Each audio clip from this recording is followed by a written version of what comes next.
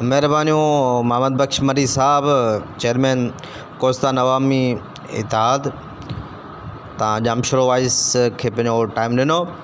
साईं, तव्हां गुज़िरियल केतिरे ई वक़्त खां वठी करे कोस्तान जे माण्हुनि जे लाइ जिदोजहद कयो पिया, पर ताज़ी जेका कोस्तान जी सूरत हाल आहे, उते के ज़मीनुनि ते कब्ज़ा थिया आहिनि के माफ़िया जे तरफ़ां।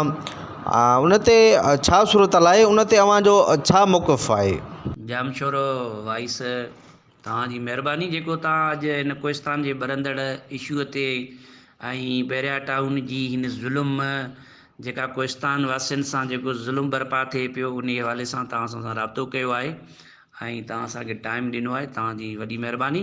त मां जीअं तव्हांखे ॿुधाईंदो हलां त कोस्तान जी जेका ज़ुल्म जेको बर्पा थिए पियो, उहो 2007 खां वठी कोस्तान जे ज़मीननि ते जेका वालार शुरू थियो आहे, असां उन टाइम ते बि 2007 खां वठी पंहिंजी जदोजहद जेका कयूं पिया ऐं असां मुसलसल असां एहतिजाज रिकॉर्ड कराया आहिनि, मुख़्तलिफ़ प्रेस क्लबनि ते, मुख़्तलिफ़ रोडनि ते बि असां एहतिजाज कयो आहे।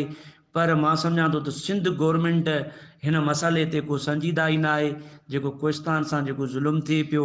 त कल्ह जेको वाक़ियो थियो आहे त गडाप जे इलाइक़े में जेके गबोल बिरादरी सां जेको हज़ारनि सालनि खां वठी कोस्तान जा रहवासी आहिनि, उन इलाइक़े जा जेके रहनि पिया, उते उन्हनि जूं मस्जिदूं आहिनि, उन्हनि जा क़ब्रिस्तान आहिनि, जेको सालनि खां वठी उहे माण्हू जेके उते आबाद आहिनि।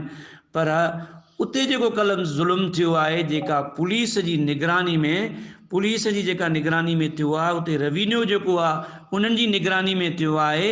उन में बैरिया टाउन जा जेके इंतिहाई जेका गुंडागर्दी थियो आहे, उन जी जेतिरी मज़म्मत कजे उहा घटि आहे। कल्ह गडाप में थियो आहे त कुझु ॾींहंनि खां अॻु में जेको आहे सो मली ज़िले में थियूं आहिनि, उन जूं काफ़ी जेका देऊं आहिनि, उहे जेके उन्हनि बिल्डोज़र कया विया आहिनि। इन सां गॾोगॾु सॼी कोस्तान ते बैरिया टाउन पंहिंजो कब्ज़ो करण जी कोशिशि कए पियो, पर बैरिया टाउन जो मक़सदु इहो ई आहे त उते जेका बैरिया टाउन में जेका प्लाट जो इन्हनि क़ीमत मुक़ररु कयो आहे, त उते को सिंधी माण्हू त ख़रीद नथो करे सघे। उहे माण्हू ख़रीद कनि पिया, त उन्हनि जी जेका अक्सरियत उहो धारी आबादी में आहे, उहो पंजाबी आहे, उहो पठान आहे, उहो अवानी आहे।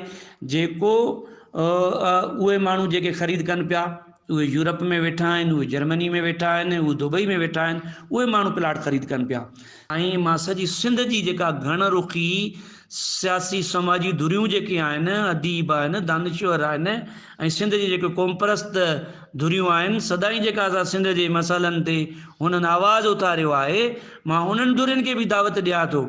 साईं जलाल महमूद शाह मुंहिंजो क़ाबिल एतिराम ऐं मुंहिंजो जेको आहे सो तमामु हिकु बहितरीनु लीडर के जे हैसियत सां मां उनखे सम्झंदो आहियां ऐं ॾिसंदो बि आहियां।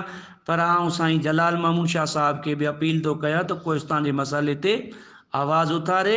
असां इन अमल जी मज़म्मत कयूं था, जेको सिंध जे माण्हुनि जे हक़ जी फ़ाइदे में न आहे। सिंध जे माण्हुनि जी जेका असां तज़लील सम्झूं था, त उन जी असां कॾहिं बि हिमायत न कंदासीं।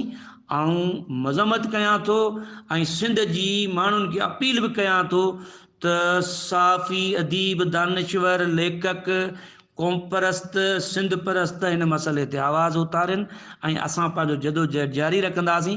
कुझु ॾींहंनि खां जेको लाहेमल जोड़े कोस्तान अवामी इत्तेहाद कोस्तान जी मुख़्तलिफ़ बिरादरियुनि सां गॾिजाणी कंदो ऐं उते जेका असां कोस्तान जा मुख़्तलिफ़ राज्यनि जा जेके बिरादरियूं आहिनि, राज आहिनि, उन्हनि सां मिली करे कोस्तान में जेके अॻु में बि जेके कोस्तान जे मसइलनि ते एहतिजाज कया आहिनि, कोस्तान जूं सियासी समाजी जेके फोरमूं आहिनि, असां उन्हनि दोस्तनि सां बि मुलाक़ातूं करे असां गॾियल तौर ते लाहेमल जोड़े हिकु ताक़तवर दुर थी असां उभरंदासीं। पोइ असां उन बैरिया टाउन खे ॿुधाईंदासीं त हीउ तव्हां जेको कब्ज़ो कयो पियो आहे, इहो तव्हांजो अनलीगली तौर ते जेको आहे सो तव्हां हिन कोस्तान वासियुनि ते जेको आहे सो हिननि ते ज़ुल्म बर्पा पिया कयो।